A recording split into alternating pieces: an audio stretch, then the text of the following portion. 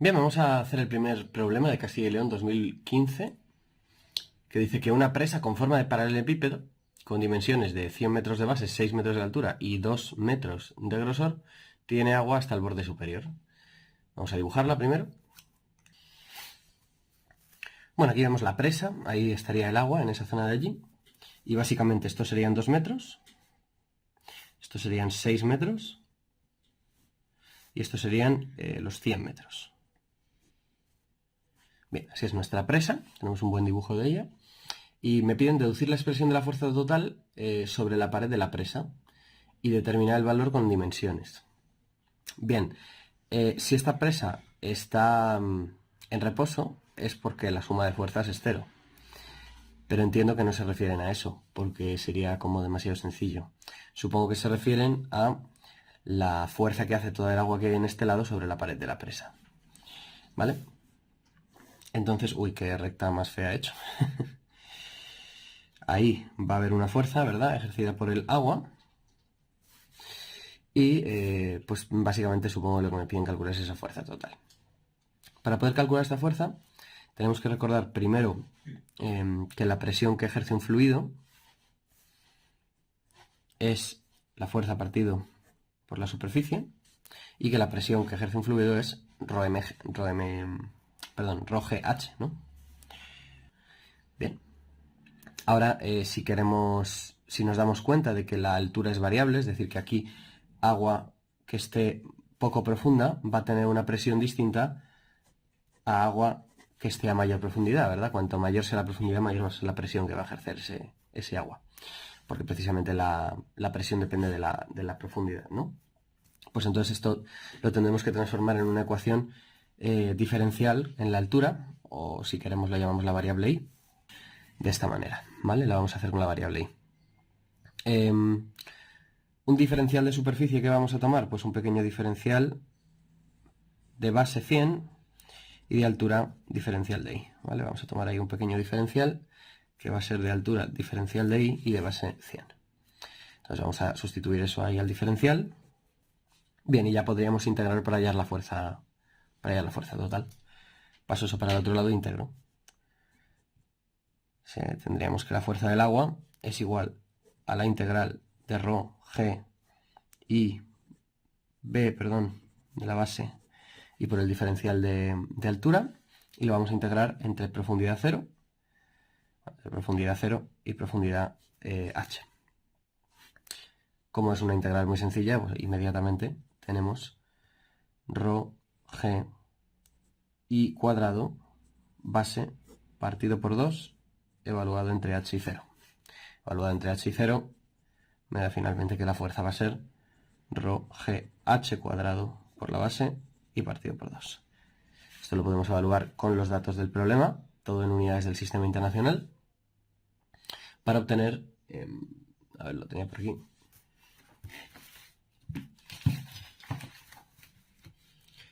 1,764 por 10 a la 4. Para obtener 1,764 por 10 a la 7 newtons.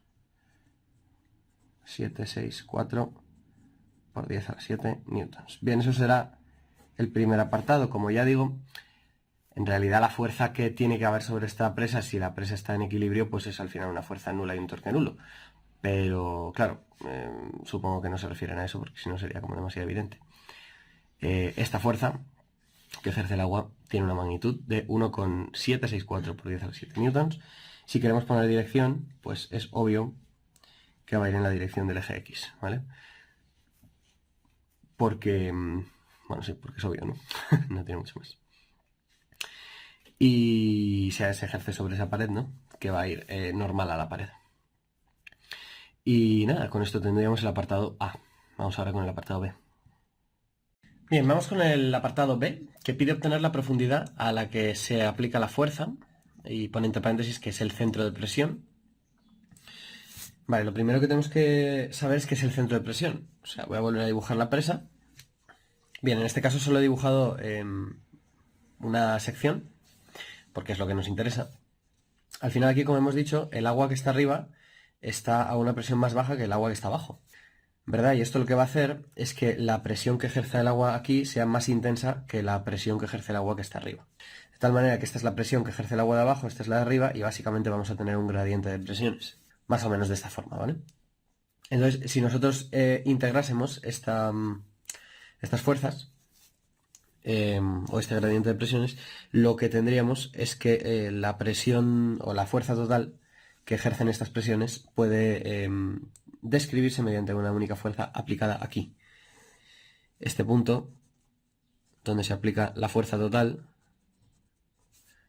es el que se llama centro de presiones, que le llamamos IP. ¿Vale? Bien, ¿cómo se calcula el centro de presiones? Bien, pues el centro de presiones, por definición, es el punto sobre el cual la suma de los momentos de cada una de esas fuerzas es equivalente al momento que haría una fuerza aplicada justo sobre ese punto, una fuerza única aplicada justo sobre ese punto, ¿vale? Entonces lo que vamos a hacer es sumar todos esos momentos y dividirlo entre la fuerza total, que es la que está aplicada en ese punto que hemos calculado en el apartado anterior. Entonces, obviamente, como no tenemos fuerzas individuales, sino que tenemos un continuo, esto hay que hacerlo mediante una integral.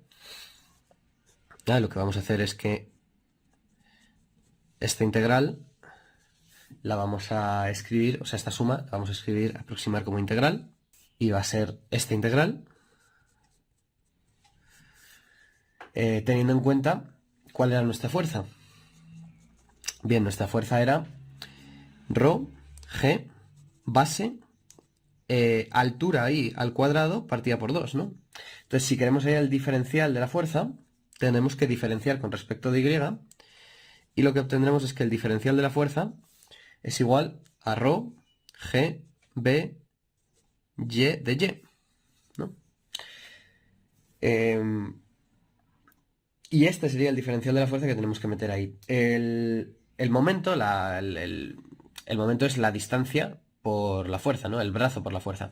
En este caso el brazo va a ir desde, lo podemos calcular desde abajo o desde arriba, lo que queramos, ¿no? Pero si estamos trabajando, lo suyo es que si estamos trabajando con y la profundidad, pues que tomemos esta distancia igual, ¿no? O sea que lo que va a ser r va a ser esta distancia, que va a ser también la profundidad. Así que me va a quedar esta integral como ρ, g, b, y cuadrado de y. Bien, no me entra un poco. Ahí, perfecto. Así va a ser nuestra integral. La vamos a integrar y vamos a obtener lo mismo, pero y al cubo entre 3. Y como la vamos a evaluar entre 0 y la profundidad máxima, pues lo que me va a quedar es ρ, g, b, h cubo partido por 3. Bien, y la fuerza total, que la habíamos calculado antes, era ρ, g, b, h cuadrado partido por 2. La hemos calculado en el apartado anterior. Como vemos, todo se nos marcha, salvo 2/3 de h. ¿Verdad? Todo esto se marcha. Y nos quedaría que ese punto está a una profundidad 2/3 de la profundidad máxima. Sabiendo el concepto del centro de presiones no es muy complicado, ¿vale? Pero claro, hay que saber el concepto de centro de presiones. Hemos dicho, centro de presiones, punto de la presa en este caso, en el cual los momentos de cada una de las fuerzas individuales debidas a la presión son iguales al que ejercería una única fuerza sobre ese punto, ¿vale? Sobre ese punto.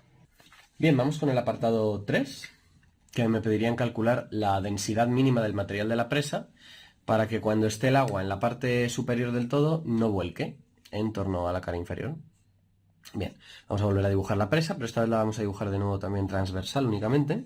Bien, la he dibujado un poco grande porque aquí yo creo que nos va a ser más útil entender bien aquí lo que sucede, ¿vale? El agua está hasta arriba, entonces tenemos una fuerza aplicada por el agua en el punto del centro de presiones que hemos calculado en el apartado anterior. Bien, y para que esta presa no se hunda, por cierto, aquí, ¿verdad? Está aplicado aquí, en la pared. Para que esta presa no se hunda, el momento que hace esta fuerza, o sea, para que no se caiga para allá, ¿no? O sea, si yo tengo aquí la presa, para que no se caiga para allá, debido al momento de esa fuerza, pues tiene que haber una fuerza, un momento, al menos, que lo contrarreste. Ese momento es el peso, ¿vale? Pero el peso no está aplicado a esta altura. El peso, dado que este bloque de hormigón es uniforme, el peso se aplica sobre la mitad del bloque de hormigón. Esto es como muy obvio, ¿no? Aquí es donde vamos a tener aplicado el peso, ¿vale? Y entonces la clave es que me dicen para que no se hunda respecto de ese punto, ¿verdad? Respecto del borde inferior de la cara que no está en contacto con el agua. Es más fácil verlo que descrito, con palabras es un poco extraño. Pero bueno, básicamente lo que vamos a tener es que la fuerza del agua va a realizar un momento respecto de ese punto y el peso va a realizar un momento contrario respecto de ese punto que se van a tener que cancelar. Vamos a verlo ahora. Bien, me he dibujado también R1 y R2, vamos a calcular cuáles son esos vectores. Y voy a tomar como origen de coordenadas el punto 0, 0, por lo tanto el vector R1 va a ser simplemente el punto que está a 2 metros, ¿verdad? Que tenía de ancho hacia la izquierda y 2 metros hacia arriba, porque es un punto, estaba a 4 de profundidad, ¿verdad? Entonces 2 metros hacia abajo, 2 hacia arriba. Hacia abajo no, hacia la izquierda, ¿no? Y R2 sería el punto que está 1 metro hacia la izquierda y 3 metros hacia arriba. Pues si tienes 6 en total la presa, pues es la mitad. 1 metro hacia la izquierda, 3 metros hacia arriba. Bien, perfecto. Ya tenemos los vectores R1 y R2. Ahora vamos a también a poner las fuerzas, que como son, están o en el eje X o en el eje Y, son bastante sencillas. Tenemos, por una parte, que la fuerza del agua solamente va en el eje X. Entonces tenemos una fuerza que es F0. F la hemos calculado en el apartado 1, ¿vale? Pero para no poner el número que era muy largo, pues lo pongo así. Y luego tenemos el peso, que lo mismo, de momento lo voy a poner solamente como menos P, ¿no? Menos porque va en la dirección negativa del eje Y. Y entonces, como tengo que conseguir un equilibrio de momentos, pues lo que voy a plantear son los dos momentos que aparecen aquí, tienen que ser igual a 0, ¿verdad? Bien, tenemos ahí dos productos vectoriales. Estos productos vectoriales van a hacerse sin mayor problema, ¿verdad? Podemos hacerlo sin mayor problema, vamos a ellos. Bien, las direcciones de estos dos momentos son en el eje Z, ¿verdad? Pero como las dos son en el eje Z, pues no me tienen, o sea, no la voy a poner, ¿vale? Simplemente voy a calcularlo en magnitudes. Lo que sí que vamos a ver es que el primero me da menos 2 veces la fuerza del agua y el segundo me da una vez el peso, ¿verdad? Entonces lo que tenemos al final es que menos 2 veces la fuerza del agua más el peso tiene que ser igual a 0. O lo que es lo mismo que el peso tiene que ser 2 veces la fuerza del agua. Bien, pues ahora vamos a poner el peso en términos de la densidad y vamos a sacar la densidad que tiene que tener la presa para que cumpla esta ecuación de aquí. Vamos a ello. Bien, el peso es masa por gravedad y la masa la vamos a poner como densidad por volumen, ¿vale? La densidad y el volumen la vamos a pasar, bueno, la densidad es lo que queremos despejar, perdón. El volumen y la gravedad es lo que vamos a pasar al otro lado. Y obtenemos que la densidad de la presa es 2F partido por el volumen de la presa y por la gravedad. Como tenemos todos los datos ya aquí, podemos calcular sin mayor problema y obtener que son 3.000 kilogramos por metro cúbico, lo que tenemos que tener para que el momento del peso compense el momento del agua. Bueno, son ejercicios de dinámica que son interesantes, no son... Yo, por ejemplo, no había hecho muchos similares, no son muy difíciles, pero sí que ven como bastantes conceptos, en mi opinión, o sea que bueno, son problemas chulos. Espero que haya sido de utilidad esta solución y nos vemos en la próxima. Hasta luego.